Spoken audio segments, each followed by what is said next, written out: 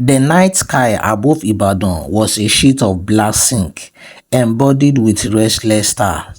From afar, the sound of talking drum echoed across the hills, carrying whispers of ancient secrets only the wind could interpret.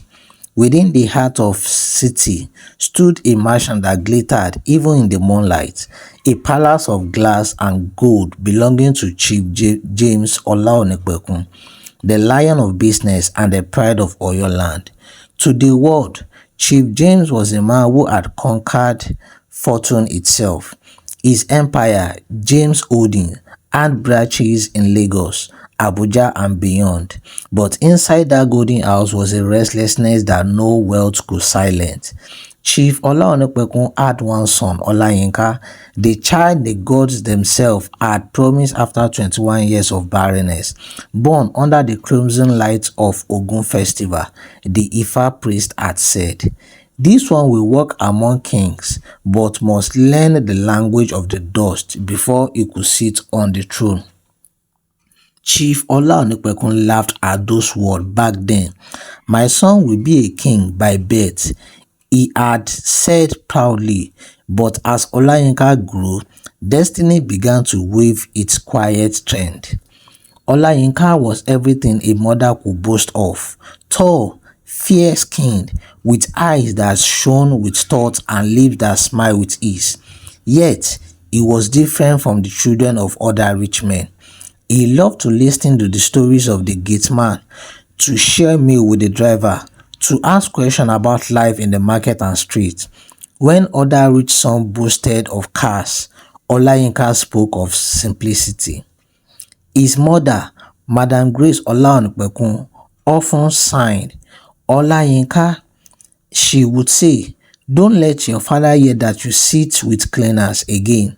You are a heir to a throne of fortune, not a servant." He would smile softly and reply, "But, Mama, even the throne rests on the floor. If the floor is not swept, the king will stumble." She never quite understood his words, but the Babalawo oracle priest who had seen Olayinka's star at birth had understood all too well. On the eve of Olayinka's 25th birthday, Chief Olaonipekun visited the sacred grove of Orunmila. Though he was a man of business, he feared destiny more than taxes. He wanted to ask when his son would take over the company, but when the boy would marry. The old oracle priest Baba Kekere emerged from the shrine with eyes clouded like stormy sky. He poured palm wine on the head and spoke in a voice that trembled the night. "You came to ask of your son. Hear now what the gods reveal. Your son will not find peace in wealth until he finds truth in poverty. He will wear dust before he wear the crown. He will hide his name before loves find him. If you stand in the way, your empire will fall like a tree eaten by silent termites." Chief Olaonipekun was shocked. "Hide his name? Poverty? Is that what you call destiny for the son of James Odin?" The chief left the shrine disturbed. The next morning, he dismissed the words as old man nonsense, until Olayinka himself walked into his office with a strange request. "Father," his voice calm but firm, "I don't want to work as a manager or director in your company. I want to start from the bottom as a cleaner." "What kind of madness is this?" Olayinka's tone didn't shake. "Father, I want to understand life. I want to know what people go through before your name appears on their pay slip. I want to feel the heartbeat of the company, not just wear its crown."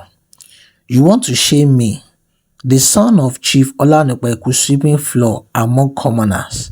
People will laugh at us. Our name will become a proverb for foolishness." But Mama Grim saw everything in her son's eyes that reminded her of the oracle old prophecy. That night, while her husband slept, she whispers to her son, "My son, if your heart leads you there, go, but hide your name. Don't let anyone know that you are Chief Olanipekun's son. The world tests truth in secret.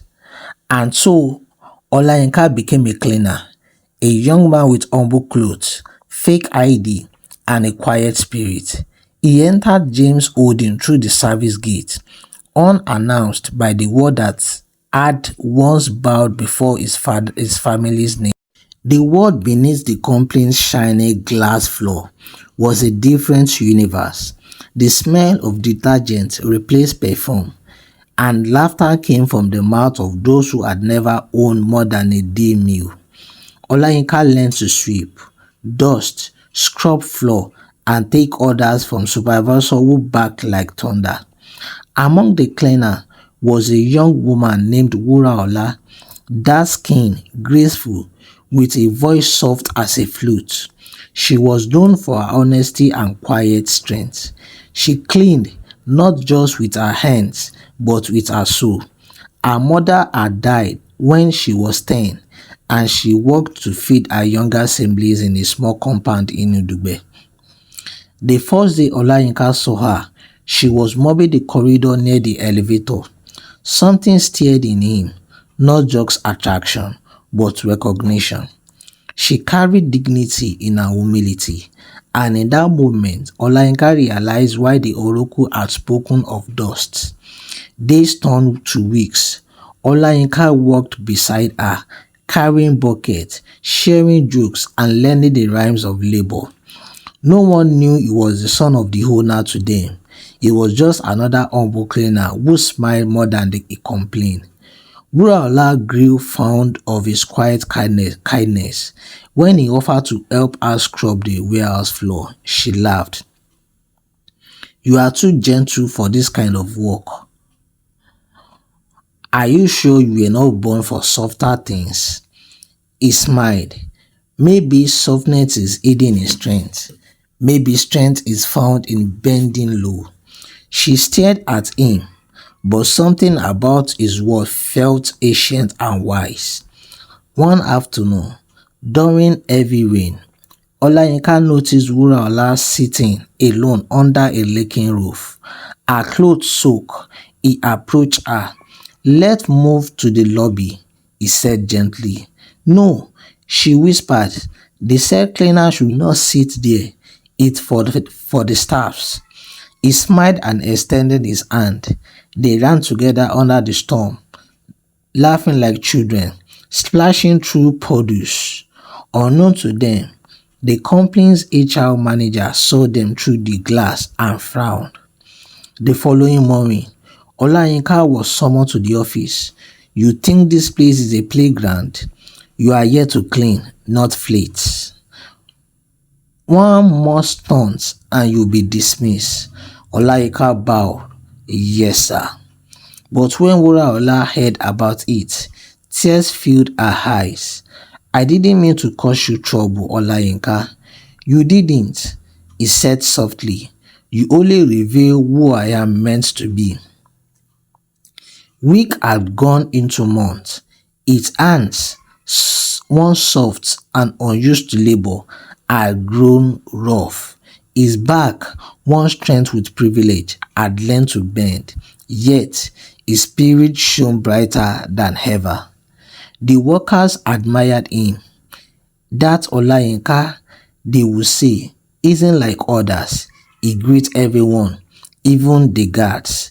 His eyes carry peace." But peace was not to last forever. One Monday morning, Miss Funke James, the chief's only daughter, had returned from the United Kingdom after her master's degree. Posters were to be changed, flowers arranged, and every floor cleaned until the year itself smelled of wealth. Wuraola, broom in hand, sneezed. "People like her," she whispers to Olayinka, "live in a different world. They don't even see people like us." Olayinka smiled. "You never know where art meets, Wuraola. The river doesn't choose where it flows." When Funke arrived, the year itself seems to pause. She was tall, radiant, with the same proud eyes as her father. Her perfume trailed like a secret. and her voice carried the accent of those who had seen foreign skies. Everyone bowed. The staff whispers as she passed. For Olayinka, it was a strange moment. He was watching his own sister, though she didn't recognize him. He wanted to smile, to wave, but he kept his head low, sweeping the floor as if it were scared ground. Destiny, however, was not done playing its trick. 2 days later, Funke visited the storage room to inspect some new cleaning supply. Part of her new role, Faith decided that Olayinka would be there too. She entered sharply. "Who is in charge here?" she demanded. Olayinka, holding a mop, turned and bowed slightly. "Good morning, ma. I just keep the store clean." She eyed him. You don't look like a cleaner," Olayinka said. "Dust doesn't care about looks, ma. It settled on everyone equally." For a moment, something in his calm confidence unsettled her. Most staff trembled in her presence, but this cleaner, looked at her as though she were a woman, not royalty. "What's your name?" she asked. "Olayinka," he said. "Just Olayinka?" "Yes, ma, just Olayinka. That's all I have for now." She turned to leave, but paused at the door. "You look differently," she said quietly, "almost like someone who is not supposed to be here." Olayinka smiled. "Maybe I'm exactly where I'm meant to be." Funke left, but his word clipped to her like perfume. Days rolled into weeks, and Funke found herself seeking reason to pass through the cleaner session. She told herself she was expecting work, but her eyes searched for Olayinka. Sometimes she would catch him polishing the tiles, his movement slow, as though he were dancing to a music only he could hear. Other times, she would find him helping Wuraola carrying buckets, joking lightly despite the sweat on his brow. And each time, something tightened in her chest. She, the daughter of a billionaire, was drawn to a man who owned nothing but gentleness. Wuraola noticed too. She began to withdraw from Olayinka quietly, unsure what to feel. She had grown fond of him, maybe even loved him. But how could she compete with a woman like Funke? One evening, it was raining. Wuraola sat alone in the locker's room. Olayinka approached her. "You've been quiet," he said gently. She looked away. Maybe silence is easier when words hurt. "What hurt?" She smiled sadly. "You, or maybe me, for thinking I could be more than a cleaner in your world." Olayinka eyes softened. "Wuraola, you don't know my word." "Then show me," she whispered. But he couldn't, not yet. The time wasn't right. The oracle's warning echoed in his mind. "Hide your name before love finds you." So he only said, "When truth is ready, it reveals itself. Until then, let's keep sweeping. Maybe we'll find it beneath the dust." Olayinka's humility and skills are not gone unnoticed, especially when Mr. Tade, the head supervisor, a stunned, arrogant man with a loud voice and a greed for bribes. Tade disliked anyone who showed up without fear. When he noticed the attention Olayinka received, not only from Wuraola but also from Funke herself, jealousy burned in his heart like dry palm oil. One afternoon, he cornered Olayinka near the supply room. "So you think you can come here and charm everyone with your fine grammar and smiling face?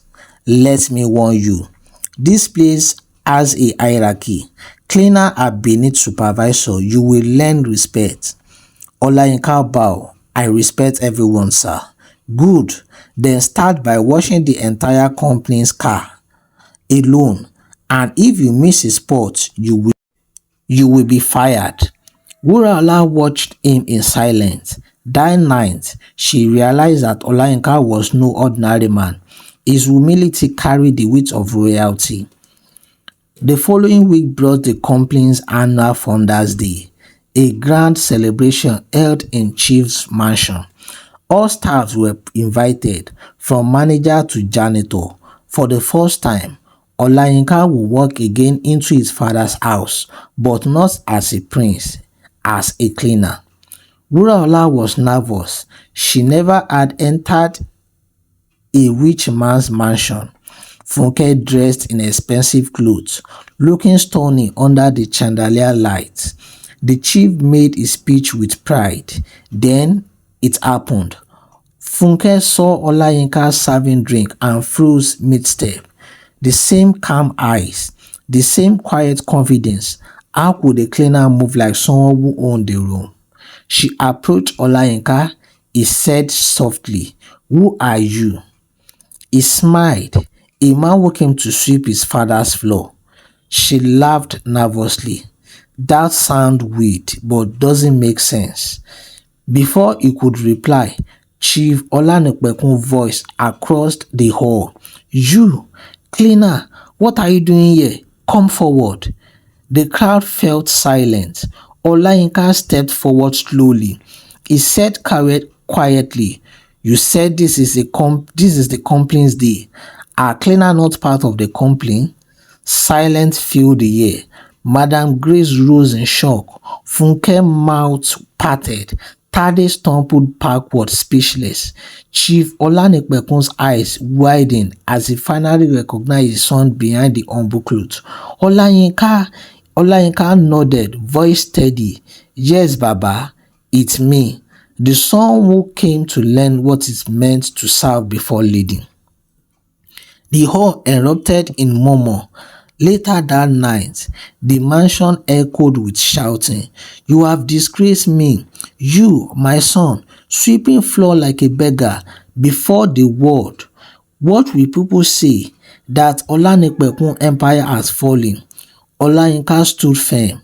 "Maybe they will say the Olayinka empire found its heart. You will not inherit a kobo from my wealth.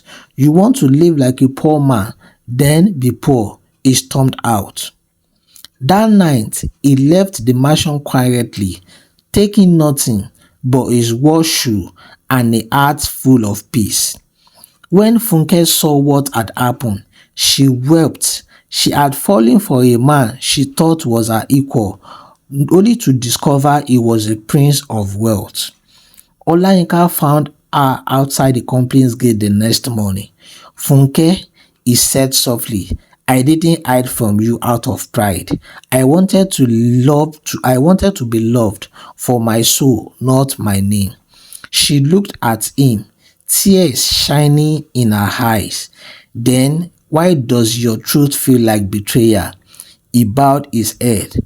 "Because truth, even when poor, often wounds before it heals." She turned away, torn between love and pain, and as she walked off into the rising sun, Olayinka whispered to himself, "If love is meant to be, it will find its way, even through dust."